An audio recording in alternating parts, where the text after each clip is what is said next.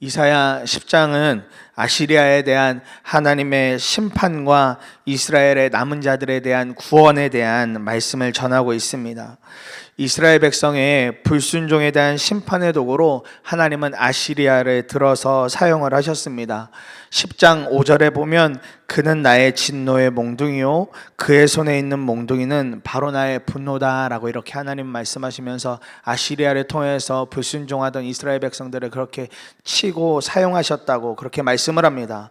그러나 어느 순간 이 아시리아가 교만해지기 시작했습니다. 자신의 힘을 과시하는 교만의 모습을 보입니다. 아시리아는 세계 정세를 자신들이 다 정복할 수 있는 것처럼 그렇게 움직일 수 있다고 착각을 하며 살아갑니다. 그러나 하나님의 메시지는 너무나도 분명합니다. 북이스라엘과 유다의 환난과 어려움은 아시리아가 대단해서 주어진 일이 아니라 하나님이 그들을 사용하셔서 북이스라엘과 유다 즉 이스라엘을 치셨기 때문에 심판하셨던 일이라고 말씀합니다. 하나님은 그 일을 놓고 자신들이 힘이 세고 자신들이 대단한 능력을 가지고 있다고 말하던 그 아시리아를, 교만함에 빠져있던 아시리아를 마침내 심판하시겠다 약속하십니다. 그리고 그로부터 하나님은 남은 자들, 남은 이스라엘을 구원하시겠다고 약속을 해주고 계십니다. 오늘 이런 배경 가운데에서 첫 번째로 우리가 함께 붙잡고 기도하고 싶은 것은 오직 주님만을 진심으로 의지하게 해달라고 함께 기도하기를 원합니다. 진심으로 주님을 의지하게 하소서. 20절 말씀 보면 그날이 오면 이스라엘 가운데서 남은 사람들과 야곱 결의 가운데서 살아남은 사람들이 다시는 그들을 친자를 의뢰하지 않고 오직 이스라엘의 거룩하신 분인 주님만을 의지할 것이다 라고 말씀하고 있습니다. 하나님은 이스라엘 백성을 구원하시기 위해 당시 초강대국이라고 할 수 있는 아시리아를 사용하셨습니다. 이스라엘을 구원하기 위해서 하나님은 하나의 큰 제국을 사용하실 정도로 그 비용을 지불하고 계신 것입니다. 이스라엘이라는 그 백성을 구원하시기 위해서 초강대국, 아주 대단하다는 힘을 갖고 있는 그 나라를 비용으로 지불할 만큼 그들을 사용하시고 그 반대로 보면 이스라엘을 사랑하고 계십니다. 하나님께 불순종한 자들, 하나님을 의지하지 않고 오직 세상 나라를 보며 벌벌 떨고 있던 이들을 구원하시려고 하나님은 가장 커 보이는 장벽과도 같은 나라와 그 힘을 사용하셨던 것입니다. 당시 정세로 본다면 아시리아의 영광은 아주 영원할 것 같았습니다. 정말 세계의 여러 나라들을 집어삼키고 있을 정도로 강력한 힘을 자랑하고 있던 나라가 아시리아였습니다. 그러나 교만한 아시리아를 하나님은 그대로 두시지 않고 완전히 무너뜨렸습니다. 완전히 무너뜨리셨습니다. 그 당시에 떠오르고 있던 신흥 강국인 바벨론과는 싸워보지도 못하고 아시리아는 모든 종족을 다 감추었습니다. 남김없이 모든 것이 다 사라졌습니다. 이스라엘에게 아시리아는 의지하는 대상이기도 했지만 나중에는 두려워하는 대상이었습니다. 자신들을 치러 오겠다는, 자신들을 없애겠다고 하는 그 아시리아가 이스라엘이 전에야 의지하던 대상이었지만 어느 순간 두려움의 대상, 무서움의 대상이 되었던 것입니다. 사랑하는 여러분들의 삶에서 그토록 의지하고 있다가, 그토록 의지하며 붙잡고 있다가 그것 때문에 망가지는 일들이 있다면 무엇이 그러한 일들이 되십니까? 우리는 육적인 건강에 많은 신경을 쓰지만 정작 영적인 건강에 대해서는 소홀할 때가 있지요. 우리가 솔직히 삶을 살아가면서 우리 육적인 건강에 대해서는 약도 먹고 운동도 해보겠다고 여러 관리를 하지만 정작 어려운 순간이어도 때로는 영적인 건강에 대해서는 소홀하게 살아갈 때가 있습니다. 건강하겠다고 운동은 열심히 하는데 영의 건강을 위해서는 시간이 없고 피곤하다는 말로 말씀을 읽거나 기도하는 시간에 대해서 소홀해질 때가 있습니다. 자녀의 진로와 진학을 위해서는 좋은 학원을 만나고 좋은 선생님을 매칭해 주려고 노력하지만 정작 자녀의 신앙교육을 위해서는 가정에서 두 손을 놓고 있을 때가 있습니다. 재정은 늘 우리의 큰 시험거리이기도 하죠.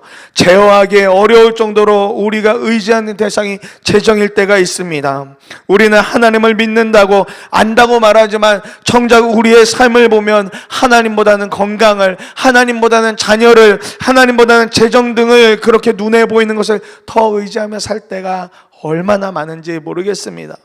그런데 이토록 하나님보다 더 의지하며 살던 건강이나 재정이나 때로는 자녀 진로나 삶의 문제가 생기면 우리가 다 대부분 이런 것들을 어떻게 하면 돌파할 수 있을까, 이런 것을 어떻게 넘어설 수 있을까, 다른 방법을 찾고 그런 일들 때문에 두려워하는 일들을 우리는 또 경험하기도 합니다. 그리고 방법이란 방법은 다 찾아보고 안 되면 이제 그때서야 하나님을 찾게 되는 일들이 있는 것을 보게 되지요. 하나님은 때때로 고난과 고통, 어려움을 통해서 우리 삶의 중심이 무엇인가를 알도록 환기시켜 주십니다. 우리가 그것들을 깨닫지 못하고 보지 못하고 살아가면 하나님은 어쩔 수 없이 고난이나 고통이나 환난을 통해서 우리의 중심이 어디로 가야 되는지, 우리의 마음이 어디로 가야 되는지 환기시켜 주십니다. 그리고 우리가 누구의 관심 안에 살아야 하는가를, 우리의 누구의 뜻 안에 살아가야 하는가를 하나님은 그런 방법을 통해 때때로 일깨워 주시고 알려주시기도 하십니다. 내려놓음이라는 책을 쓰신 저자로 우리가 잘 알고 있는 이용규 선교사님, 췌장암 진단을 받고 어려움을 당하셨던 적이 있으셨습니다.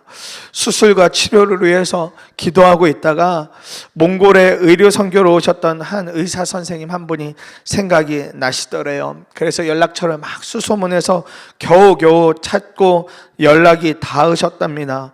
그분이 췌장암 전문의이셨거든요. 그래서 만남을 하러 병원에 찾아갔는데 그 의사 선생님이 몽골 선교를 꾸준히 이렇게 다니면서 하나님이 주셨던 은혜를 그렇게 책으로 이렇게 모아놓은 것을 이용규 선교사님에게 선물처럼 이렇게 주시더랍니다. 그런데 그 책의 제목이 무엇이었냐면 나를 이끄시는 하나님의 소원이라는 제목을 가진 책이셨대요. 선교사님이 그 책을 보는 순간 그 책의 겉표지가 마치 주님의 음성처럼 마음에 이렇게 들리더랍니다. 자, 이제 봤어? 내가 진짜 능력의 손이라는 것, 너의 삶을 이끌고 있는 손이라는 것을 지금 보았니? 그렇게 하나님이 이용규 선교사님 마음에 말씀하시는 것 같으시더래요. 그러면서 암조차도 하나님이 내 인생 가운데 내가 깨닫지 못하는 것이 있으니까, 내가 하나님 잘 붙들지 못하는 것이 있으니까 나에게 암이라는 것을 주셔서 하나님 내 삶을 인도하시려고 하시는 거구나, 이것이 하나님의 인도하심이구나, 이렇게 붙잡아지시더래요. 전이 가능성도 아주 높은 암이었었고 실제로 그런 결과를 받아들였지만 이것이 하나님이 이 선교사님의 믿음을 더욱 굳건하게 하시려는 통로로 그렇게 붙잡아지시더랍니다. 그래서 선교사님이 그 일을 마주하면서 이렇게 고백하게 되어지시더래요. 때로는 하나님께서 고난이나 병을 주시는 것이 우리를 향한 그분의 관심의 표현이라는 사실을 깨닫는다. 하나님께서는 초자연적인 치유를 통해서 우리를 향한 당신의 관심을 표현하시기도 하지만 때로는 우리의 문제를 내버려 두시는 방법을 통해서도 당신의 관심을 드러내신다, 이렇게 선교사님 고백하게 되시더래요. 실제로 암이란 소리 들으면 마음이 무너지죠. 암이란 소리 듣고 어떻게 다 이런 식의 믿음으로만 반응할 수 있겠습니까? 너무 어렵고 앞으로 치료는 어떻게 해야 되고 두려움과 어려움에 우리가 다 사로잡히게 되죠. 암이라는 말 자체가 주는 두려움과 어려움이 있지 않습니까? 이스라엘 백성이나 우리나 할 것 없이 어려움이 오면 하나님은 손 놓고 계시는 것 같고, 그러니 또 다른 의지할 대상을 막 찾아다니게 되죠. 어려움이 오면, 이런 깊은 병, 어려운 병 오면 하나님 나를 사랑하시지 않는 것 같구나, 하나님 나를 보호하시지 않는 것 같구나, 그럼 내가 다른 방법을 찾아봐야지, 또 다른 좋은 방법을 찾아봐야지, 우리 이렇게 되어지죠. 그러나 그 순간에도 하나님은 다 보고 계셨고 함께하고 계셨고, 그 순간에도 하나님 우리를 긍휼의 눈으로, 사랑의 눈으로 보고 계셨습니다. 그리고 하나님의 카이로스, 하나님의 때, 하나님의 시간이 되어지는 그날이 되면 하나님은 반드시 일하시는 하나님이셨습니다. 아시리아라는 장벽이 우리 눈에는 거대해 보이는 상황이지만 하나님의 눈으로 본다면 그분의 손 안에 들어오는 몽둥이 정도밖에 되지 않습니다. 우리 삶의 이런 고난과 고통을 통과함을 통해서 하나님은 우리에게 분명하게 이런 메시지를 주시는 것 같습니다. 이제 누구를 의지할 것인가? 이제 어떤 손에 붙잡힐 것인가, 이제 누구를 따라갈 것인가. 하나님은 우리 삶의 중심을 이렇게 환기시켜 주시고 하나님을 바라보도록 인도해 주십니다. 그러니 우리의 고백은 아주 단순해져야 하겠습니다. 이스라엘의 거룩하신 분인 주님만을 의지합니다. 우리 삶의 구원자이신, 내 삶의 구원자이신 주님만 의지합니다. 삶의 어려움 중에 낙심하지 않고 오직 그 길을 함께 통과하신 주님을 붙잡고 나아가겠습니다라는 이 믿음의 고백이 터져 나오는 사랑하는 성도님들의 삶이 되시기를 간절한 마음으로 축복합니다. 그러면서 두 번째로 함께 기도하고 싶은 것은 주님 안에서 진정한 해방의 기쁨과 자유를 누리게 해달라고 함께 기도하기를 원합니다. 주님 안에서 진정한 자유와 기쁨을 누리게 하소서. 27절 말씀 보면 그날이 오면 주님께서 아시리아가 지어준 무거운 짐을 너의 어깨에서 벗기시고 아시리아의 멍에를 너의 목에서 벗기실 것이다. 내가 살이 쪄서 멍에가 부러질 것이다 말씀하고 있습니다. 역사의 주관자이시며 우리의 구원자가 되신 하나님께서 아시리아의 멸망을 이제 적극적으로 말씀하고 계십니다. 그리고 우리를 모든 억압 속에서 해방시키시고 우리를 묶고 있던 모든 멍에를 다 부러뜨리시겠다고 그렇게 주님이 약속해 주고 계십니다. 그러니 우리가 살 길은 너무나도 분명합니다. 구원의 하나님 안에서 자유를 누리는 것입니다. 우리를 해방시켜 주시는 주님 안에서 자유를 누리는 것입니다. 이 일들이 하나님께서 저와 여러분들의 삶 가운데서 오늘도 여전히 하고 계시는 일이다 싶습니다. 우리가 대단하거나 우리가 엄청나게 믿음이 좋아서라는 전제 조건이 아니라 저와 여러분들이 모자라고 부족해도 연약해도 주님만 정말 의지하려고 한다면 우리 삶의 멍에를 주님이 하나씩 다 벗겨내십니다. 이 자유와 해방은 그러니 우리의 힘으로 한다고 되는 일이 아닙니다.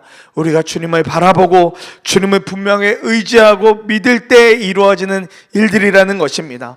오늘 우리가 읽은 세번역 성경에서 보면 살이 쪄서 멍에가 부러진다고 표현을 했지요. 저 재미있는 표현입니다. 살이 찌고 멍에가 부러진다라고 표현하는데 개역개정 성경에 보면 내 어깨에서라고 표현을 합니다. 우리 온몸, 우리의 어깨를 억누르고 있던 멍에가 다 부서진다는 이야기입니다. 우리의 모든 것을 짓누르고 있던 모든 멍에들이 다 사라진다는 것을 의미하는 것입니다. 그날이 오면 주님을 의지하면 다 풀어질 것이라고 약속하시는 주님의 말씀입니다. 오늘 이 은혜의 말씀, 구원의 말씀, 자유의 말씀이 사랑하는 성도님들의 어깨를 짓누르고 있던 모든 두려움과 문제들로부터 자유케 하시는 말씀이 되어지기를 간절한 마음으로 축복합니다. 오늘 우리가 이 묵상하는 말씀만 보아도 우리의 모자람이 너무나도 분명하지 않습니까? 그러나 주님은 이 모든 것을 깨달은 자, 하나님을 의지하지 못했던 우리가 주님을 의지하기로 깨닫고 또 주님을 의지하기로 회개하고 그래서 주님만 더욱더 의지하기로 결단한 자는 구원의 하나님이 주시는 이 멍에가 풀어지는 자유와 은혜를 경험하게 되어지는 것입니다. 중국 내지 선교사로 우리가 잘 알고 있는 허드슨 테일러라는 선교사님, 믿음으로 열심히 헌신을 하셨죠. 그러나 일이 점점 많아지면서 협력자와 또 선교비가 필요했는데 그분을 도와주는 사람이 선교 초기만 해도 아무도 없으셨답니다. 그러다 보니까 정신적인 부담은 너무 커져서 밤잠을 설치게 되고 마침내 계속해서 그렇게 밤잠을 설치면서 몰입하다 보니까 신경쇠약이 올 정도로 건강에 심각한 문제가 그렇게 생기셨답니다. 그러다가 어느 날 성경을 쭉 읽어가다 요한복음 15장을 이렇게 읽게 되어져서 그냥 순서에 따라서 읽어 내려가는데 5절 말씀에 마음이 확 고정이 되시더랍니다. 우리가 잘 알고 있죠. 요한복음 15장 5절에 나는 포도나무요 너희는 가지니라고 하는 말씀이 나오지 않습니까?